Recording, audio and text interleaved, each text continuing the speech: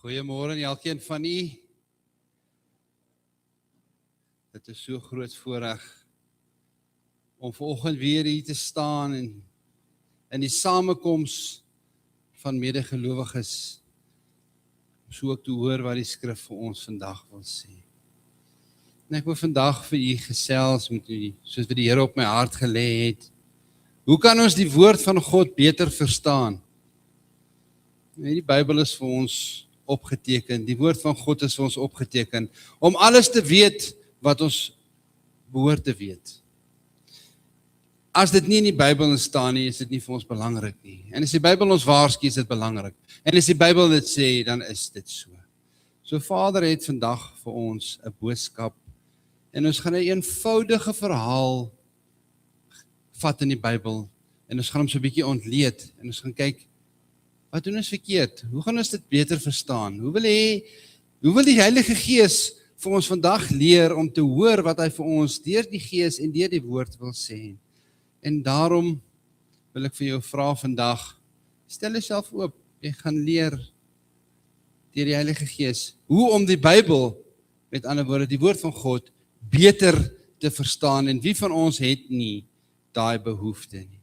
Nou om die Bybel reg te verstaan, is nie so moeilik nie.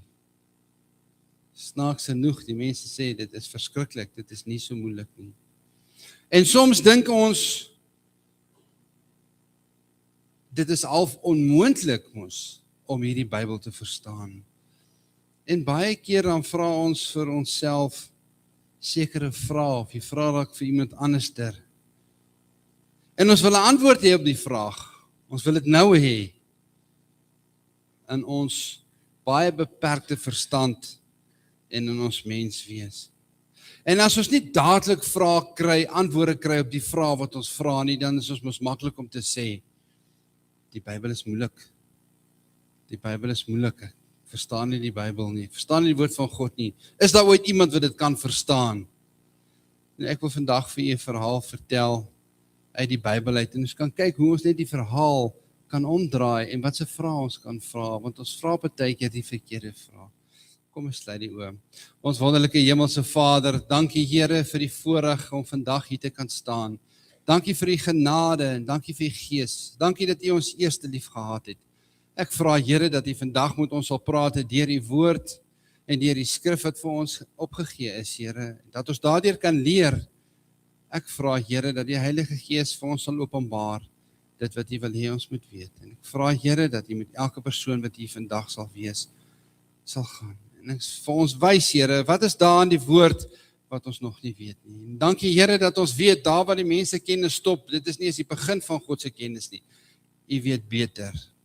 Ons is nietig, ons is heeltemal totaal en al afhanklik van U. En daarom kom ons in nederigheid vandag na U toe, en ons vra vir U, leer ons, soos wat Jesus ook die disippels geleer het. In die wonderlike naam van Jesus. Amen. Ons gaan vandag, soos ons gesê het, 'n baie eenvoudige verhaal lees in die Bybel. Genesis 4, dis welkom so om die Bybels oop te maak. En ons gaan byvoorbeeld, hierdie is net 'n voorbeeld van 'n gedeelte. So kan jy enige gedeelte in die Bybel vat, om te kyk, hoe kan ek die woord van God beter verstaan? Wat is daar wat die Gees vir jou wil sê? En natuurlik moet ons die woord in tekskonteks lees. Ons kan nie net 'n versie vat en dit toepas soos hierdie nou en sê die versie beteken dit. Ons moet dit in tekskonteks lees. En ek dink dit is die groot kruks van die saak. So kom ons vat 'n verhaal en ons gesels so 'n bietjie. Ons begin sommer voor in die Bybel vir die verhaal van Kain en Abel in Genesis 4. En kom ons lees saam van Genesis 4 vanaf vers 1 tot en met vers 14. En ons lees eers die verhaal van Kain en Abel. En dan hoor ons wat die Here vir ons deur 'n eenvoudige verhaal wil vertel. Dalk nie so eenvoudig as ons later ander vrae vra nie. Genesis 4, die opskrif daar is Kain en Abel, die afstammelinge van Kain, Set. En die mens het sy vrou Eva beken, en sy het swanger geword, en Kain gebaar en gesê, ek het 'n man verkry met die hulp van die Here. Daarna het sy ook sy broer Abel gebaar. En Abel het 'n skaapherder geword, en Kain 'n landbouer. En na verloop van tyd het Kain van die vrugte van die land aan die Here 'n offer gebring. En Abel het ook van die eerstgeborenes van sy kleinvee gebring, naamlik van hulle vet, en die Here het Abel en sy offer genadig aangesien, maar Kain en sy offer nie aangesien nie. Toe word Kain baie kwaad en hy het sy hoof laat hang, en die Here sê vir Kain: "Waarom is jy kwaad en waarom laat jy jou hoof hang? Is daar nie verheffing as jy goed doen en as jy nie goed doen nie? Die sonde lê en loer voor die deur, en sy begeerte is na jou, maar jy moet daaroor heers." En Kain het sy broer Abel gepraat, en toe hulle in die veld was, het Kain teen sy broer Abel opgestaan en hom doodgeslaan. Toe sê die Here vir Kain: "Waar is jou broer Abel?" En hy antwoord: "Ek weet nie, is ek my broer se wagter?" En hy sê: "Wat het jy gedoen? Die stem van die bloed van jou broer roep na my van die aarde af. Daarom sal jy vervloek wees, ver van die grond wat sy mond oopgemaak het, om die bloed van jou broer uit jou hande te ontvang. As jy die grond bewerk, sal dit sy vermoë aan jou nie meer gee nie. 'n Swerwer en vlugteling sal jy wees op die aarde." Daarom sê Kain vir die Here: "My skuld is te groot om te dra. Kyk, U verdryf my nou uit die land uit, en ek moet my verberg vir U aangesig. 'n Swerwer en 'n vlugteling sal ek op aarde wees, en elkeen wat my kry sal my doodslaan." Ons lees net tot sover in die onfeilbare woord van die Here. Hierdie is 'n baie bekende verhaal, en ek dink ons almal ken dit van kindsbeen af. Wat het gebeur met Kain en Abel? Nou, ooglopend kan ons baie vrae vra oor hierdie gedeelte. En ek is seker elkeen van ons wat hier sit, het al iets soortgelyk gevra oor hierdie spesifieke gedeelte. En onthou, ons wil dit wys hoe ons dit kan toepas op elke gedeelte. Daar kom vrae, mense het my ook al gevra, en ek dink almal het al gevra. Nou, waar kom die ander mense vandaan?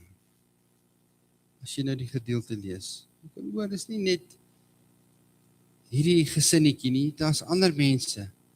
En dan kom die vraag, en dit het iemand al spesifiek pertinent vir my gevra, nou waar het Kain sy vrou vandaan gekry? Of hoe het Kain dan geweet dat God Abel sy offer aanvaar het, maar syne verwerp het? Nou, 'n vernuftige dominee of pastoor sal seker vir jou hier en daar 'n antwoord kan uitdink. Maar eerlikwaar, dit bring ons niks verder aan die hart van hierdie teks nie. Al sou daar een of ander teorie wees op hierdie vraag wat ons vra, wat nie vir ons opgeteken is nie, daarom minder belangrik is, sal daar hier en daar dalk iemand wees wat dink hy ken die antwoord. Maar ek gaan vir u sê, dit verander niks aan die bedoeling van hierdie gedeelte nie. Dit verander niks aan die geskiedenis van hierdie gedeelte nie. Die vraag wat ons nie moet vra in so 'n gedeelte, soos hierdie nie is. En ons is so geneig om dit te vra. Wat staan hier nie? Hier staan nie wat Kain en Abel die vrou gekry en hoeveel mense daar was en al hierdie goed wat nie vir ons oopgemaak is. Ons kan nie al hierdie goed weet nie, dit is mense. Maar die vraag wat ons eerder moet vra, en hier is die kruks van die saak. Wat wil God vir ons deur hierdie gedeelte sê? Vir daai tyd, vir nou en tot in ewigheid. Wat is daar wat God werklik vir ons wil sê? Hy wil tog nou nie hê ons moet nou in 'n debatte gaan oor waar Kain sy vrou gekry het en so voort nie. Dis nie die bedoeling nie. En onthou, die skrywer van Genesis, wat Moses is, en hierdie gedeelte is ook bekend as die 5 boeke van Moses van die Ou Testament. Dit word ook genoem die Pentateeg of die Torah word dit ook genoem. Die Ou Testament in die eerste 5 boeke. Nou hierdie doel van hierdie eerste 5 boeke of die Torah en die Pentateeg is baie beslis nie daarvoor om vir ons die detail van die geskiedenis, die historiese detail te verklaar, soos wat ons mense geneig is nou om vrae te vra en opinies te kry en in debatte te gaan. Dit was nie die bedoeling van die skrywer nie. En onthou, die woord is geïnspireer deur die Heilige Gees. Daarom weet ons, dit wat geskryf is deur die Heilige Gees self geïnspireer. Maar die skrywer se doel was veel groter as die historiese agtergrond van hierdie gedeelte. Spesifiek op die gedeelte wat ons nou ook gelees het. Sy bedoeling was eerder om te getuig, as jy nou hierdie gedeelte vat van Genesis, net in die begin van die Bybel, en dit raak al hoe dieper en al hoe lekkerder en al hoe aangename om besig te wees met die dinge. Die doel van die skrywer van Genesis is om vir ons te sê dat God van ewigheid af al bestaan. Want dis vir ons opgeteken. En dat God deur 'n magswoord alles tot skepping geroep het. Dit is vir ons baie duidelik opgeteken. Hy het selfs vir jou en vir my, wat hier sit vir oggend, het hy beplan. Jy is nie grips nie. God het jou beplan dat jy vir oggend moet sit. God het jou geskep. God is die skepper. En nou vra ons allerhande ander vrae. En hierdie skrywer se bedoeling was dat ons sal verstaan dat God sy hele skepping onderhou elke millisekonde van die dag. Hy laat nie vir een oomblik iets gebeur waarvan hy nie bewus is nie. So die doel van Genesis was baie beslis nie net om die skepping oop te teken nie, maar dit was ook om die geskiedenis van verlossing op te teken. Ja, in Genesis is dit al vir ons opgeteken. En jy geweet, Jesus was daar. Jesus was ook met die skepping daar. En ons kan nog 'n hele gesprek rondom dit het. Jesus was van nog al die tyd daar. Kom ons gaan terug na Kain en Abel toe in die gedeelte wat ons gelees het. Ons lees hier van 2 manne, 2 broers, 'n ou boet en 'n klein boet, as ons dit nou so kan stel. En hierdie 2 manne bring offers aan God. En wanneer Kain en Abel hulle offers bring, dan bring hulle dit op 'n gelyke tydstip en op 'n gelyke vlak. Bring hulle offers aan God.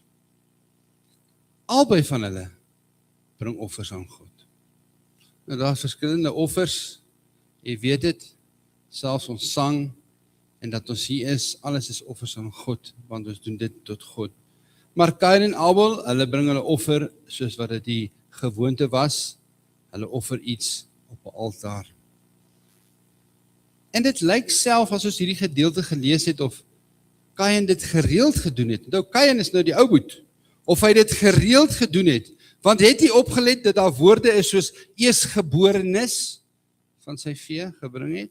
So dis nie die eerste keer dat Kain hierdie offer bring nie. Dis in 'n meervoud geskik. Hy het dit herhaaldelike kere gedoen.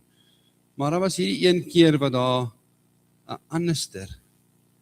anderster gevolg gehad het. En dis nie dat Abel dit ook voorheen gedoen het nie. So die vraag wat ons eerder moet vra, in plaas om al hierdie ander vrae te vra wat nie vir ons opgeteken is nie, en daarom minder belangrik is. Kom ons vra ander vrae. Kom ons vra in hierdie gedeelte, soos byvoorbeeld, waarom het God dan Abel se offer aanvaar en Kain se verwerp? Dit is 'n meer belangrike vraag as waar Kain sy vrou vandaan gekry het. Want jy sien, nou kan ons kyk na wat die boodskap wat die Here vir ons wil leer in die woord.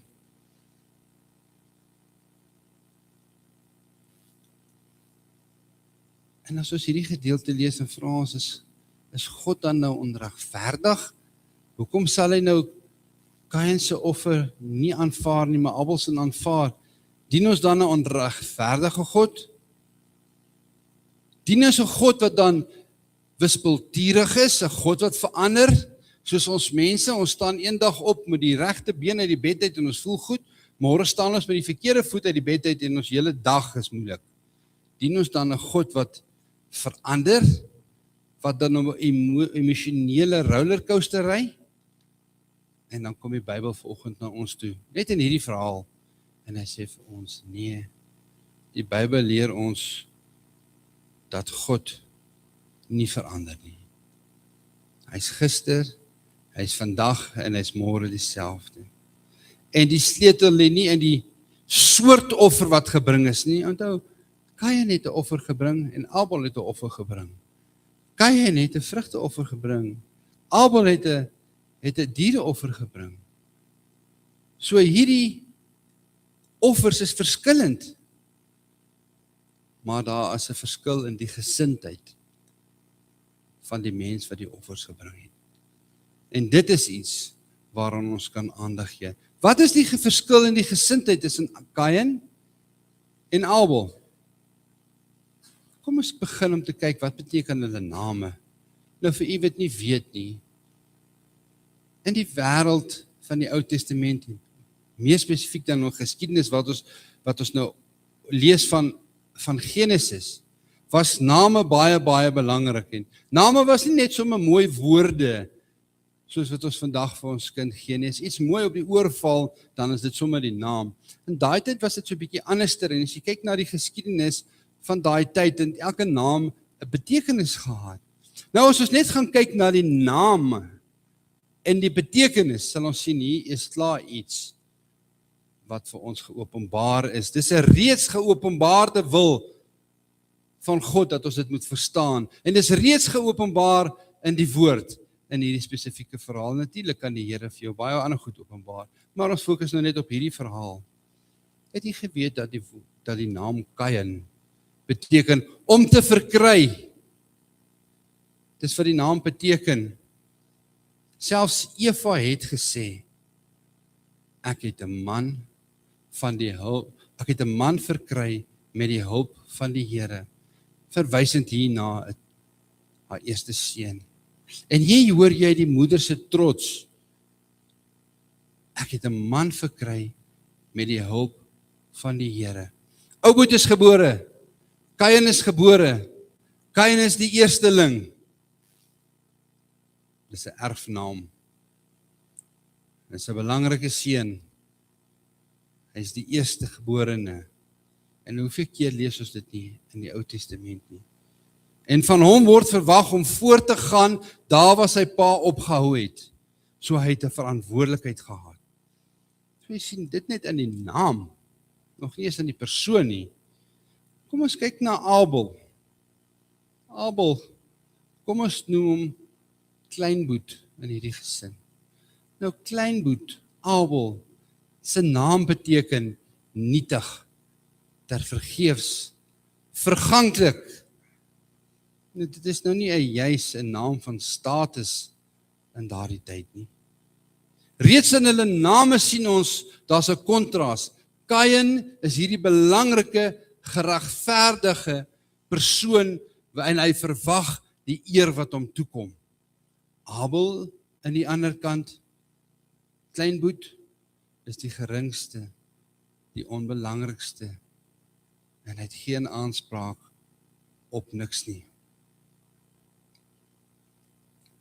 En so bring Kain dan sy offer aan God, omdat dit sy plig is. Nou Kain is nou hierdie man, wat nou in 'n rangorde in die gesin net onder sy pa is, en hy moet sy pa se voetspore volg. So hierdie man is nou 'n gesiene man in die gesin. Kain bring nou sy offer omdat dit sy plig is.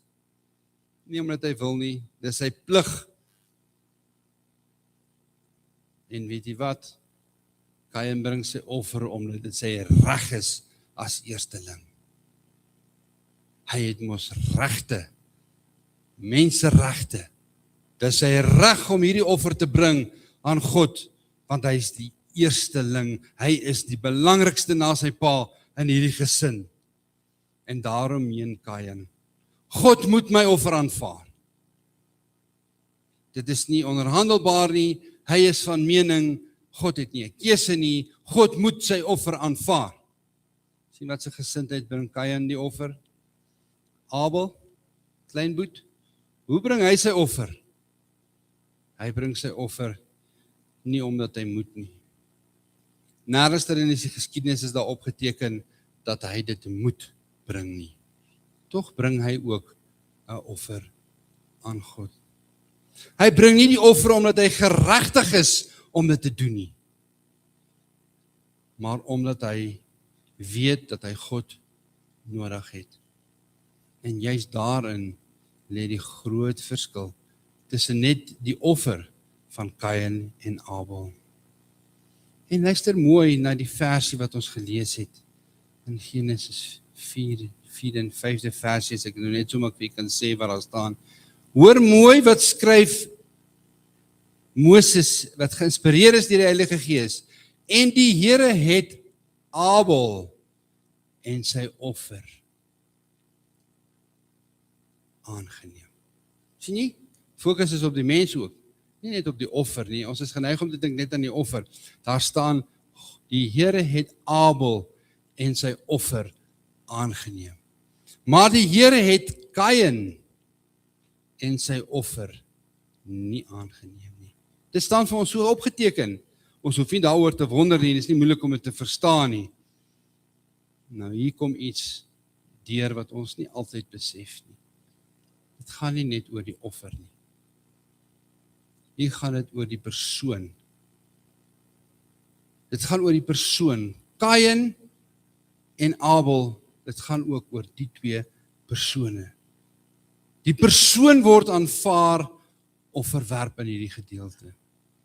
En nog steeds, dit gaan oor ons as die persoon. God kyk in die hart, ons mense kyk in die kop. Dit gaan nie net oor die offer nie. Hebreërs 11 vers 4 sê vir ons,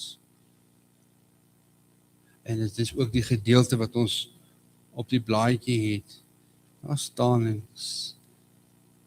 parafraseer dit sommer nou net in kort woorde, deur die geloof het Abel 'n beter offer aan God gebring as Kain. Sien jy die agtergrond tussen die twee persone, ouboet en kleinboet? Abel het sy offer gebring uit geloof. Kain het sy offer uitgebring uit 'n dooie godsdiens. En wat is die groot les wat ons hier kan uitleer? Uit hierdie een verhaal uit, dat is natuurlik baie ander verhale. 'n eenvoudige verhaal soos Kain en Abel is daar vir ons 'n groot les, ook vandag. En wat is die les? Ons leef nie van regte nie, ons leef net van genade.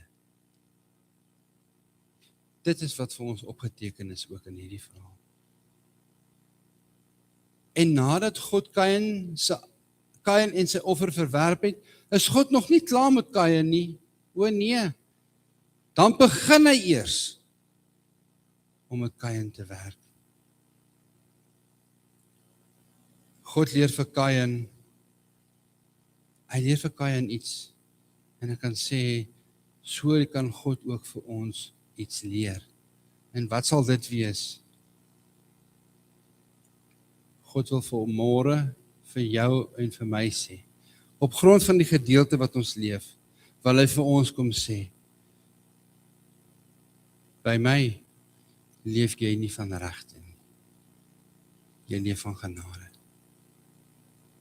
Sien, dit is vir ons opgeteken in Genesis al, reg deur die Bybel, tot en met die laaste amen in Openbaring, gaan dit oor Jesus se genade aan die mens. God het nie witbroodjies nie. Hy is nie aannemer van enige persoon nie. Dis wat die woord sê. By hom is almal gelyk. Almal van ons het genade nodig. Ons is almal sondig en afhanklik van sy genade. Maar Kain, die Kain in ons wil dit nie aanvaar somtyds nie. Ons wil dit nie aanvaar nie. Kain wil nie van genade leef nie. Hy wil nie. Hy wil op sy eie waarde staan. En so, wat gebeur toe met Kain? So word Kain toe nou 'n godsdienstige mens. Hy word 'n fariseer. En later word hy 'n moordenaar. Want hy wil op sy regte staan, nie op die genade wat vir ons as mens gebied is nie. So wanneer 'n mens God se genade verwerp jy ook die mense om jou.